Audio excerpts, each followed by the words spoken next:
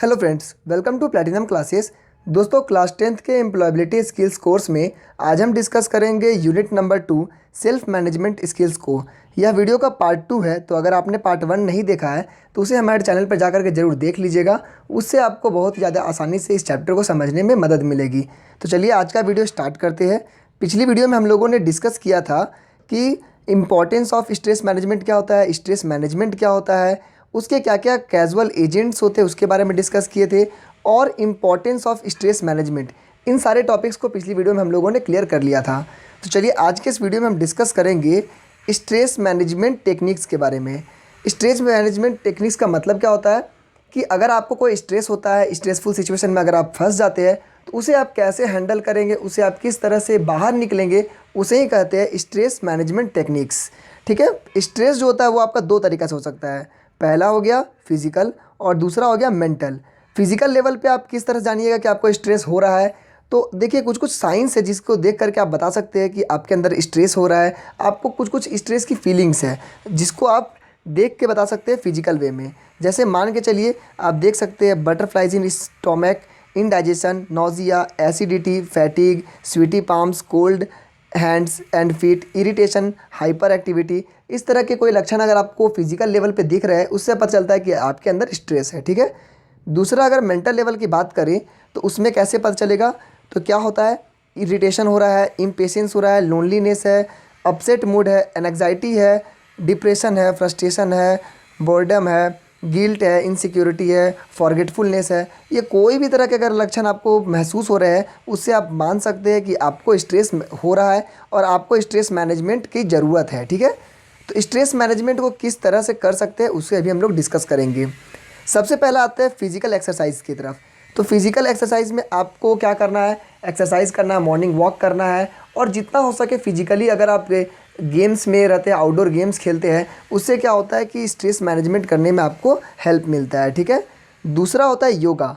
योगा के बारे में तो अभी मैं जितना बताऊंगा वो भी बहुत कम हो जाएगा, क्योंकि योगा के बारे में आप लोग पहले से बहुत कुछ जानते हैं कि योगा से हर चीज़ का इलाज हो सकता है, बड़े से बड़ी बीमारी का इलाज होता है। और सबसे बड़ी बात होती है योगा में कि बीमारी आने से पहले ही आपको योगा क्या करता है, उस तरह से इम्यून पावर को बढ़ा देता है कि बीमारी आएगी ही नहीं। ठीक है। तो योगा क्या है, योगा हिंदू फिलॉसफी की तरफ से एक टेक्निक्स है। उस टेक्निक्स को अगर आप करते हैं तो ईजीली आप स्ट्रेस से बाहर निकल सकते हैं। ठीक है। तीसरा है मेडिटेशन। मेडिटेशन क्या होता है, ध्यान करना, किसी एक जगह पर बैठ करके फोकस करना होता है एक पर्टिकुलर ऑब्जेक्ट पे, या आप माइंड में भी कर सकते हैं इसे। तो मेडिटेट करना, अपने आप को स्थिर रख करके किसी चीज़ पे पॉइंट को फोकस करना, उसे मेडिटेशन कहते हैं। उससे भी स्ट्रेस मैनेजमेंट में बहुत ज़्यादा बेनिफिट होता है। ठीक है।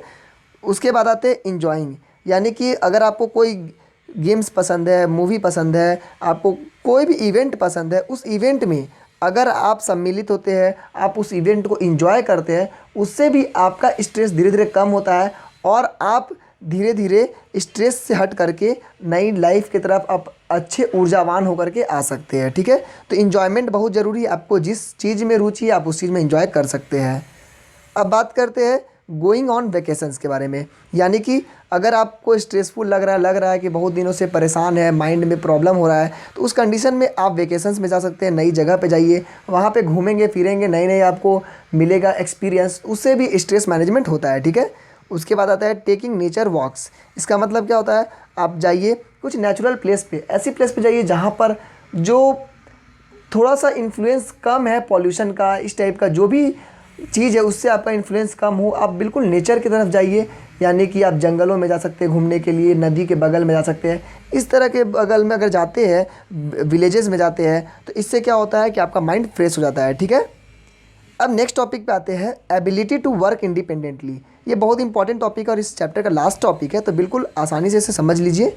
एबिलिटी टू वर्क इंडिपेंडेंटली का मतलब क्या होता है, इसका मतलब होता है कि आप किसी काम को अकेले कर सकते हैं या नहीं कर सकते, या फिर अकेले काम करने की क्षमता को ही कहते हैं एबिलिटी टू वर्क इंडिपेंडेंटली। किसी काम को आप स्वयं अकेले कैसे करते हैं। ठीक है। इसका बेनिफिट क्या क्या है, तो इसका बहुत सारा बेनिफिट है। सबसे पहला तो बेनिफिट हो गया कि इससे क्या होता है, आपके अंदर जो फीलिंग आएगी रिस्पॉन्सिबिलिटी का आएगा, एम्पावर्ड का आएगा। आपको लगेगा कि मैं मालिक हूँ, मुझे सारी रिस्पॉन्सिबिलिटी मिल गए, मैं खुद रिस्पॉन्सिबल हूँ। ठीक है। दूसरा होता है फ्लेक्सिबिलिटी, और क्या होता है defined working hours and working mechanism. अगर आप खुद से कोई काम करते हैं, कोई खुद का जॉब करते हैं, तो उसमें होता है कि फ्लेक्सिबल होता है, आपको जिस मन चाहेगा जो टाइम उस टाइम पे आप करेंगे, आपको जो मन करेगा उस चीज़ को आप उसमें चेंजेस ला सकते हैं, तो फ्लेक्सिबल होता है। ठीक है, उसके बाद आते हैं failure and success of the task assigned are accounted by individuals. अगर आप फेल होंगे तो भी आपकी रिस्पॉन्सिबिलिटी है, अगर सक्सेस होंगे तो भी रिस्पॉन्सिबिलिटी है, उस पर किसी और का इन्फ्लुएंस नहीं होता है। उसके बाद है individuals becomes assets to organisations, groups and nations. धीरे धीरे अगर आप सक्सेस करते हैं तो आप क्या करते हैं, एक ऑर्गेनाइजेशन बना लेते हैं, ग्रुप्स बन सकता है, नेशंस, मतलब कि आप उसमें एक नेशन बिल्ड करने में अपना अच्छा से अच्छा योगदान दे सकते हैं। ठीक है, उसके बाद आते हैं it ensures creativity and satisfaction among individuals. इससे सबसे बड़ी बेनिफिट होती है कि आप क्रिएटिव बनते हैं, आप अपने मन में जो भी इच्छा है, जो भी आपके अंदर क्रिएटिविटी है उसको दिखा सकते हैं, और साथ ही साथ इससे आपको सेटिस्फैक्शन होगा। ठीक है, अब आते हैं enhancing ability to work independently. Independently जो आप वर्क करिएगा, अकेले वर्क करिएगा, उसको इन्हेंस कैसे कर सकते हैं, उससे बढ़ावा कैसे देंगे, तो उसे बढ़ावा देने के लिए सबसे पहला चीज़ है आपके लिए सेल्फ अवेयरनेस। सेल्फ अवेयरनेस का मतलब क्या होता है कि आप पहले अपनी एबिलिटी को पहचानिए, कैपेबिलिटी को पहचानिए, फीलिंग्स को पहचानिए, आपके अंदर क्या क्या काम करने की क्षमता है, आपको किस में रुचि है, उसको पहले जान लीजिए। ठीक है, दूसरा बात है सेल्फ मोटिवेशन। किसी भी काम को शुरू करने से पहले आप पहले मोटिवेट होइए कि हाँ ये काम हम कर सकते हैं और इस काम में हमको सफलता मिलेगी, और उस चीज़ को करने के लिए आप अड़े जाइए। ठीक है, फिर आता है सेल्फ रेगुलेशन। और देखिए अकेले काम करने पर होता क्या है कि धीरे धीरे व्यक्ति क्या करता है ना कि काम ठीक से करता नहीं है। आज अगर काम करने का मन नहीं किया तो वो छुट्टी ले लेता है, कल मन नहीं किया तो कल कोई बहाना मार के छुट्टी कर लेता है। तो उसमें सेल्फ रेगुलेशन होना बहुत ज़रूरी है। तो इसीलिए थर्ड पॉइंट आपके लिए सेल्फ रेगुलेशन होना ज़रूरी है, क्योंकि वर्क इंडिपेंडेंटली अकेले वर्क करिएगा तो उस कंडीशन में आपको रेगुलर होना बहुत ज़्यादा ज़रूरी है, उसके लिए सेल्फ रेगुलेशन होना ज़रूरी है। ठीक है, तो 3 पॉइंट्स हो गया आपको इन्हांस करने के लिए। सबसे पहला हो गया सेल्फ अवेयरनेस, उसके बाद सेल्फ मोटिवेशन, सेल्फ रेगुलेशन। तो इसी के साथ दोस्तों ये चैप्टर आपका बिल्कुल कंप्लीट हो गया।